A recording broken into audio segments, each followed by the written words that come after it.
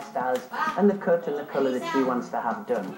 Let's see what Elisa has to say first. Hi, I'm Elisa Bulanadi. Gusto ko po sanang mabago yung look ko this summer kasi napansin ko sa hair ko sobrang dry, hindi na siya smooth, tsaka wala na siyang volume. Tulungan niyo po sana ako na sana maging mas smooth and healthy pa yung hair ko.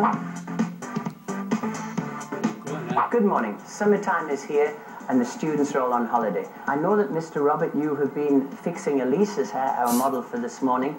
Can you tell us what you did for Elisa, please, Mr. Robert? Yes, Mr. David.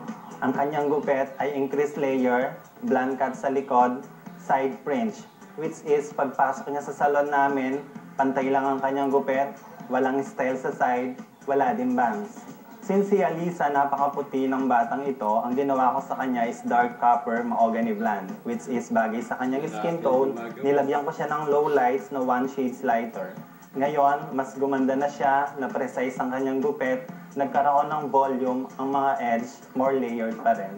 That sounds good to me, and let's see what you did for Elisa then, shall we? And here is the beautiful Elisa, 19 years old, student. Each hairstyle is created individually and especially for you.